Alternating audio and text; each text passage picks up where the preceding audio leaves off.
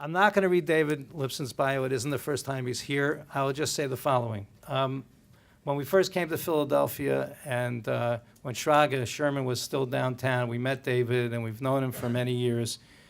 Besides the fact that he's the head of Philadelphia Magazine and a tremendous asset to the Philadelphia community, he is, bottom line, a tremendous mensch and somebody that that I think is a great asset to the Philadelphia community. And I really don't think besides that you need a lot of explanations or anything else to say. So we are really, really proud and happy that that you've come and want to share some words with us today. So thank you very much, David. You know, when your assistant walks in your office and said there's a rabbi on the phone, you pick it up. So Menachem and Shraga have been in my life on and off for a lot of times, and it's been a great experience. All right. Have you ever thought if your life or your job was a movie, you would have a soundtrack? Anyone have that? Anyone? What would your soundtrack be? One of the greatest hits of the 70s. The greatest. Anyone else? Anyone else have a soundtrack that would define their work? Is it me? I'm the only one driving in during the day, and the sound comes on. Yeah, that's me. Then and you kind of visualize a camera on you, and you're driving. I'm the only one. I'm the only crazy person alive. I know everyone's shy. No one wants to talk about their sound. I want to just kick off this presentation today with a little bit of a soundtrack of, I thought I put to words and music what the last half decade has been like. So let me try this. Hope it works.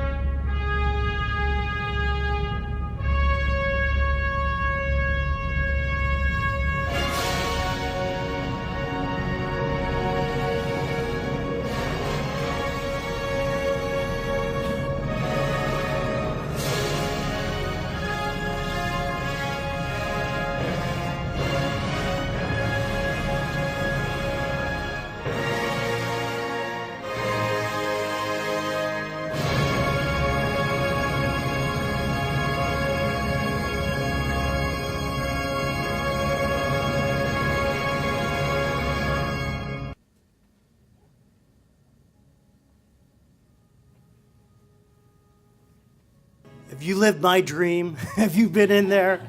Have you been part of my movie? Let me just go to the next slide. There's a quote there: "Nothing has destroyed more wealth in the history of our economy than the internet." There was a quote. The person that told me that said, "Don't quote me on that because I keep saying it. My staff says don't say that." This gentleman is the CEO of a company. Most of you probably get a bill from his company every month to pay for your TV viewing. I won't tell you his name. But what was he talking about? Let's look at a company called Amazon. Amazon is a company that they're famous for saying profit is just around the corner. The person who told me this said, Apple has made more money in one quarter than Amazon has made in its entire history. Tell that to Walmart. Tell that to all the retailers who have suffered because of the growth of Amazon. I just read in yesterday's newspaper that Amazon is setting up camp in the warehouses of P&G. They're going to sell direct all the goods all the goods you buy at the local Walmart. Imagine being Walmart and reading that Amazon is now going to set up a business for shipping products right from the warehouses of P&G. And how about being a newspaper company when Craig Newmark starts for free classifieds? Classifieds were the reason why people bought newspapers, to read the ads. And think about just revenue, a huge chunk of revenue right out the door. The internet has changed Who anyone here is in business, the internet has changed your business, made it more challenging, opened the doors to more competitors. So imagine being me in the media business looking at that, combined with the biggest cataclysmic economic event since the Great Depression. The music starts, the credits roll. You look up into the starry sky and hope for answers. But at our company, we just got busy. We got busy just with ideas. Throw any idea was a good idea. And we showed some hustle. This next slide shows I'm looking at it, it's a myriad of things. We shut things down like Philadelphia Home. Who has a home magazine during the crash of the housing? Nobody. I had a weekly newspaper in Boston called the Weekly Dig. Who owns a weekly newspaper in the internet age? We started all kinds of initiatives. We started doing more events. We got bigger into the web. I was talking to someone here today. We saw that food and dining was becoming more of an internet play. So I bought the website Fubu's because I need to quickly get into that space. Another thing that we did, we saw that we knew this Philadelphia was an education and medical driven city. So we launched a website called Be Well Philly. And we also launched the concept of being content verticals, health vertical in digital, health content in the magazine, and health at an event as well. That we tried this new strategy of content verticals in food, content verticals in health, content verticals now with the Eagles, different content verticals, so we could try to work building an audience and building advertising around that content. But my staff said to me, they met with me and said, David, we are all over the place. And we were. Most CEOs suffer from ADD, and we were all over the place. They said, David, we need a plan. We need a long-term strategy because we're going crazy. You're throwing more ideas out. Everyone's throwing an idea. We don't know what to do next. The trouble is I never did a plan. I never wrote a strategy. Basically, our business did not change for decades. I know a lot of you out there may shake your heads and say, yeah, our business really didn't change for decades either. So I never really had any need to write a big plan. So what did I do? I called my friends. We're networking here today, right? You build your network. I reached out to my network. I need help. I need someone to help me with a strategic plan so we can survive into the future. Then a guy knocked on my door by the name of Quinn Spitzer. Now, Quinn did strategic planning for BMW, not a local BMW dealer, but BMW corporate in Germany. He did planning for Deutsche Bank, major international global companies. I said, Quinn, you're like this big dude. I can't afford you. He said, this one is on the house. It's amazing. My wife always tells me, you give, you get. And this was my turn to get, and it was quite a gift. So Quinn and I started a lot of chats in my office, and the first question he asked me was, who is your customer? And I said, well, we have two customers. We have advertisers and we have readers. He said, no, you can only have one customer. Who's your customer? Your flag's in the ground, who's your customer? And I was perplexed, and I thought it through, and I said, well, I guess it's got to be our readers or our customers, because without them, we couldn't sell the advertising. He said, exactly, A+. You make money by connecting people to your readers, but your customers are your readers. And I've been thinking a lot about the plan. So I ended up on the Cayman Islands. Anyone been to the Cayman Islands? There is absolutely nothing to do on the Cayman Islands. It is this ugly, flat, nothing of an island. But if you want to hide your money, that's where you go, apparently. So there I am on the Cayman Islands with this very thick book, Steve Jobs by Walter Isaacson. And it was the most transformational thing I've ever done, reading this 700 or so page book. And this quote is from Steve Jobs, simple can be harder than complex. You have to work hard to get your thinking clean, to make it simple, but it's worth it in the end because once you get there, you can move mountains. I yearned for that simplicity. I yearned to be Apple. Don't we all want to be Apple? Don't we all have that desire? The clean simplicity of Apple. it became it was my touchstone. It's kind of what gave me my focus, thinking about Steve Jobs. So I was thinking about our brand. What is my Apple? What is our brand? And I realized that the whole time it was staring me right in the face. It was our heritage. I thought back the days of Herb Lipson and Alan Halpern, two young guys in their 20s who got together to start the first city magazine in America. Two young kids with a lot of energy.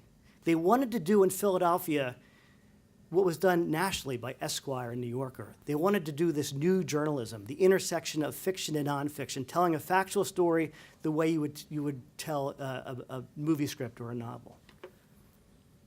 And they were kids, and they wanted to get noticed. They became known as les enfants terribles. They were grabbing people by the collar and shaking them. Notice me. Notice me. I'm going to show you, pick some covers from the magazine. They wrote about the drug revolution, the sex revolution. They wrote about all the great scandals that people would talk about, but no one would write about. They got noticed. I wanted to get back there. I want everybody to remember that. We are a brand with tremendous heritage. You can't pay for that, I told my staff. You couldn't buy that. So with Quinn, we talked about our journey to what's next. My assistant first, we were talking about what I want to do. She said, Philadelphia Magazine's journey to success. I don't know if it's going to be success. I don't know if anyone knows it's going to be success. It's a crazy business world out there. I know it's going to be a journey to what is next. So I wrote in the preamble to my plan this note to my staff. In this overcrowded media landscape that tends to favor the futuristic, our strategic advantage seems somewhat ironic. Our history. Our magazines have served multiple generations, but more significantly, we have carved out an important niche of our region's upscale consumers. The job our customers want us to do is to help them feel connected to their city and region. They want to understand how the city works, who has power, and how to live smarter. We have transformed into an innovative, multi-platform, multifaceted media company that inspires, engages, and is the center of conversation of our region's most influential. So next for my staff, I defined our brand. Now with Apple, I'm always exhorting my staff with Apple. I say, everybody close your eyes, okay? This is a little exercise, close your eyes. Picture the Apple store. Now, if Apple had a magazine, can you picture it? I can picture it. If Apple had an event, and you went to the event, can you picture that? You can. I want that. We connect our readers with their city, improving their lives by highlighting what is great, exposing what is not, and constantly sparking conversation about our regions, grabbing people by the collar. We are smart and stylish, independent and authoritative, funny and pugnacious. When we speak, Philadelphia listens and transforms. Every company's got to have a larger calling. It's not about we're going to a job, we're going to write some content and sell some ads. Our bigger calling is we want to change Philadelphia. We want to change how people think about Philadelphia. We are a city of unrealized potential. We've been the city of unrealized potential for as long as I've been alive. And the only way we're going to get and meet that potential is if we change the way we think about our city, Philadelphia. And I think that by having that cause, people will start to think differently about our company. And now we are a brand-driven, multi-platform company. Experiential, digital, and print. Brand-driven, consistent. Close your eyes, think about Apple. Now, the first thing we focused on was design. Design was everything to Steve Jobs. It is everything to Steve Jobs. That's why we love their products. He would forego technological advancements because he didn't like the way it looked.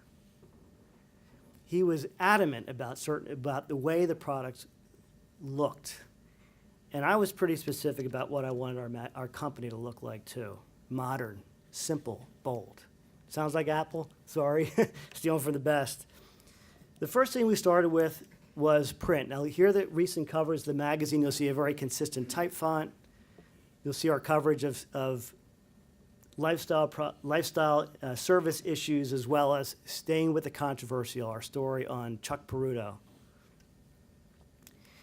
Inside, modern, simple, bold. However, we want to make sure we pay homage to our past, to heritage. That type font you see in Contents and Taste, that could have been in the magazine 20 years ago. But look how clean and modern it looks. These are the upfront departments. Our features, simple, bold, but great stories. The magazine is always known for high-quality, long-form journalism. This story about Carl Jung, who is developing a cure to leukemia over at Penn. A great dramatic story. Great service. If Philadelphia is anything, it's a collection of crazy, bigger-than-life characters, and Chris Christie is certainly one of them. But you can see this, the spread. It's bold, heavy black and white. It feels modern, but it could have been in a magazine 20 years ago, 30 years ago. And of course, our magazine's got a great legacy with investigative reporting. This is a story about the notorious abortion doctor Gosnell, who's now in jail. We're the only media company that got access to him. This story was 3 or 4 months in the making. Investigative journalism is very, very expensive. Then we came to our website. People always ask me, breaks my heart, do you have a website? If you want to kill a print guy, say, do you have a website? We have a website, PHILLYMAG.com, about 1.5 million unique visitors a month. It's been growing between about 100% every year. But if you look at our website, you see it looks kind of all over the place. It doesn't look like our brand. And this is what it was before we launched the new site. You'll see there's FUBU's we bought, and we didn't change it for years. And the Philly Post was our daily news site. But we felt a couple home pages. There was nothing unifying the look, nothing that tied it back to our brand.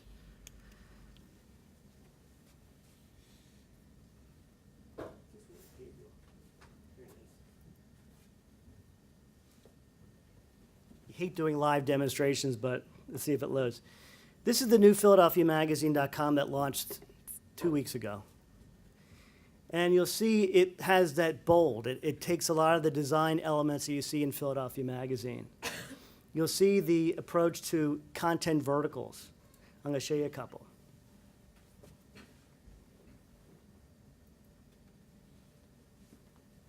Here's FUBU's. FUBU's gets around 135,000 unique visitors a month to the site. Now just think about that. This is a site that focuses on news about restaurants in Philadelphia. How many people in the world give a hoot about that? To have 135,000 unique visitors to that site is pretty extraordinary.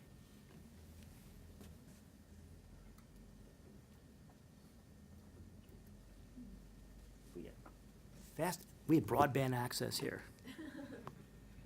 Quick trivia, 2005, half the country was connecting via dial-up, half the country by broadband. That's how quick the history of the internet is. This is our health channel, Be Well Philly, which has about 130,000 unique visitors a month to that as well. Each one of these sites we update 6 to 10 times a day. We are in the digital business. We update each content vertical, whether it's the Eagles, whether it's health, whether it's food, whatever our real estate. To all those real estate people, we have a website called Property, a blog that's about real estate. It's updated 6 to 10 times a day. So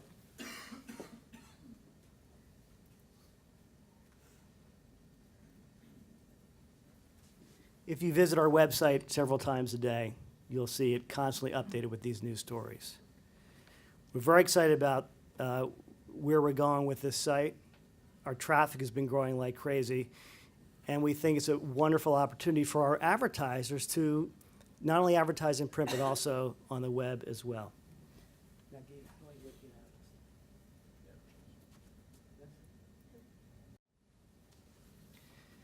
Since I'm giving these plugs for our company, you see that we are content vertical driven. We have Shop Us, which is the shopping blog, Fubu's Food, Birds 24/7, which is our Rockin' Eagle site. We cover that. They cover that every day of the year. Wedding, Property, which is our real estate site, and Be Well Philly. All right. Another important platform for us are events. But we want these events brand driven as well. I'm going to show you a couple of examples of these events. But I want people to have events where they're so good you want to pay for them. You're not going to pay for them because you're being honored. You're going to pay for them because you want to go. Our editor made a decision last year to hire a brand editor whose job is to ensure that the content, it's live content, is as good as what you see in the magazine. So the quality of our events keeps improving every year. This year, we will sell about $500,000 worth of tickets to our events. But I'm going to show you a couple. Just work with me here. There's a band I used to watch that the guy would do 2 keyboards at the same time. I love that guy. This is our YouTube. I want to show you a couple examples.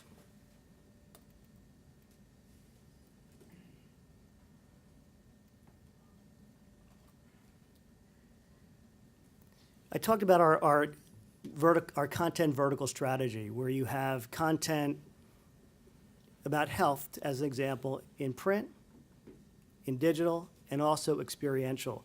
Be Well Philly Boot Camp is an event that we have every June. Starts at 8:30 in the morning. 500 women come to do yoga, exercise, Pilates, and go to lectures for healthcare or for sleep, whatever. I'm going to show you a little video of that event.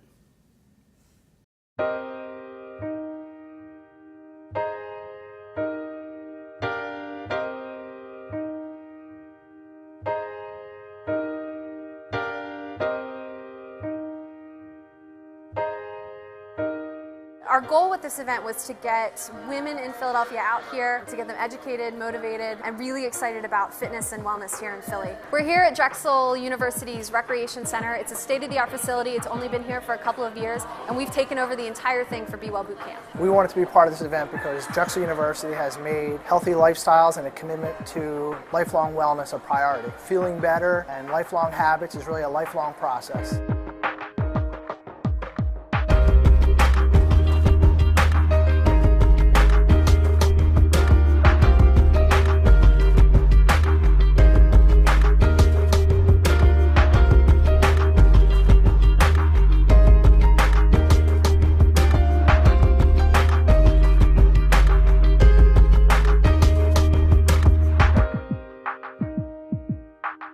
Well, as a cardiologist, I spend much of my day taking care of people who already have heart disease, so I think it's a really important message to get out there that prevention is key. United Healthcare wanted to partner with Philadelphia Magazine because they have a great venue to engage women in the community, because they are the major healthcare consumer in the family.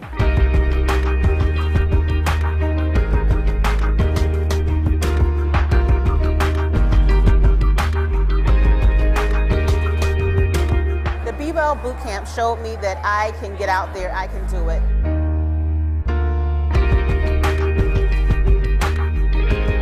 It was so well organized. I had a great time at the Be Well Boot Camp, and I would highly recommend it to all of my friends.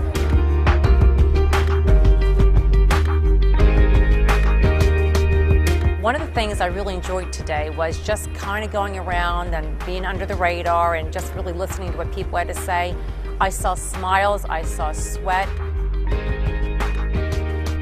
I saw people, saying they haven't done things like this in a very long time. I saw people with their mothers, with their sisters. If that's the judge of what a successful event is, I'd have to say it was pretty darn successful.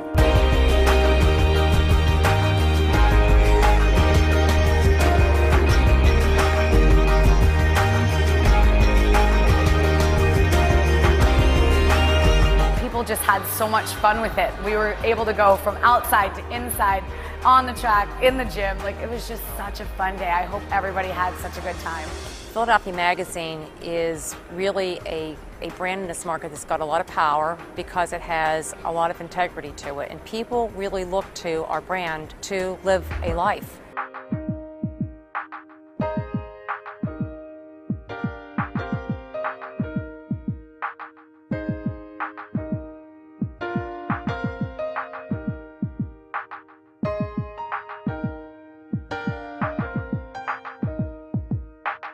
You get the idea, right? You can go to YouTube later and watch that. But the whole concept there is we never would have imagined that we'd be bringing our content live. It's you know, I tell my staff, every day is a new experiment. There's no rules. There's something liberating about that, about experimenting, about not being afraid to make mistakes. And you will make mistakes. We do make mistakes.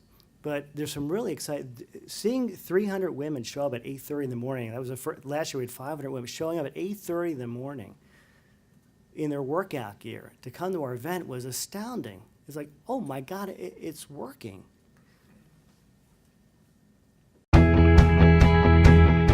Philadelphia Magazine is all about connecting Philadelphians to what's happening in their city. The idea behind ThinkFest is to bring together in one place for a couple of days just some of the smartest people in Philadelphia.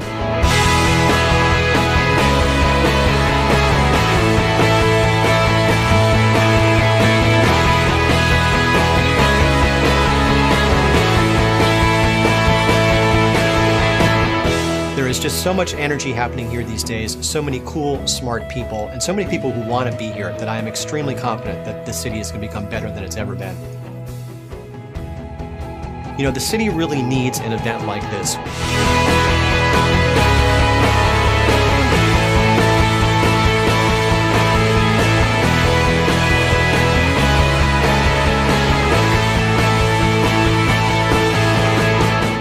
We're seeing a new Philadelphia being born right before our eyes, and it's really exciting.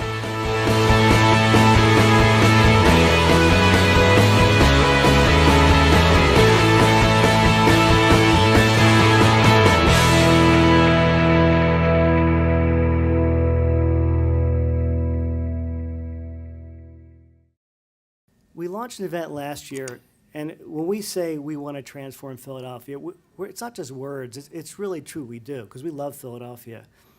And we launched an event that was, there may be content in the, well, there is content in the magazine, but nothing steady. We kind of wanted to do an event that focused on all the innovation going on in Philadelphia. Because Philadelphia is, right beneath our noses, there's amazing things happening here.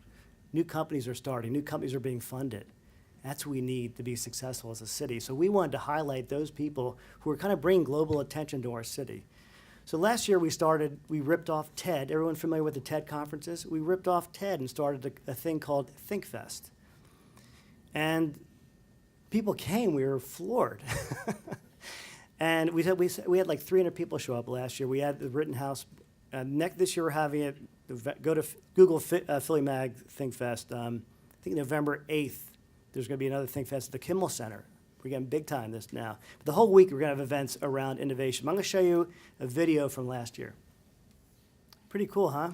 So please try to come. We think by bringing people together for this event, we can kind of build a community and make things happen. I think Menachem's words were great. You know, we all sit and complain, but each one of you, by small actions, can bring about great change to Philadelphia. Coming soon, readers pay more and get more. I don't know if you've read, you know, when you're in the, you know, when you read, I don't know what business you're in, but I'm sure you read like Radar, an article about your industry comes in a newspaper, you are like, whoa, what's going on here?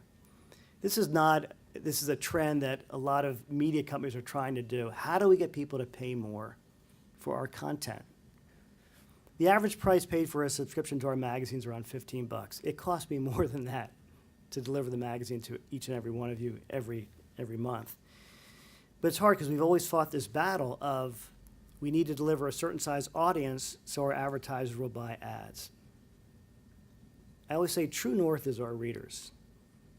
We'll sell the advertising if we're connecting with them, but true north is the readers. If we have focus on them and deliver them a product that they like, they should pay more. So we're going to start experimenting with ways to get people to pay more. Maybe it's a subscription with tickets to some of our events or discounted tickets to our events or some other types of exclusive services. But coming soon as part of our plan is a way to get you guys to pay more for what you got. We did an interesting experiment this month or last month with the Chuck Peruto story. You got the article free in the magazine, but when you went online, you were asked to download the book as an ebook. We sold over 3,000 copies of that ebook, and we're selling, no lie, 50 to 60 copies every day. So that was a good experiment. The whole issue was an ebook, or Just that article. So what you'll see in the future on digital is you'll see a lot of content for free, so we have enough inventory to sell to advertising. But certain content will be free only if you're a subscriber, or free if you have to pay for that article. So that's stuff that's in the works. Slice. What's that all about? I talked about how I saw so much more of dining content happening online, and we purchased Fubu's to get a quicker launch into that space. The growth of social media is astounding. About 20% of our traffic is driven through social media. It's people sharing. Now, if someone had told me that a year ago, that this phenomenon was gonna happen, I never would have believed it. But it's people sharing content is huge. And I realized a lot of our clients need help with social as well. So I was it was almost like a moment out of the Garage. Remember the Garage where the guy says plastics? Plastics. So I'm at this pool party, and the CEO of Lilly Pulitzer comes up to me and goes, this is right after the economic collapse. I'm feeling like 2 feet tall. David, I've seen the future. What is that, Brad? It's Facebook. It's all about Facebook.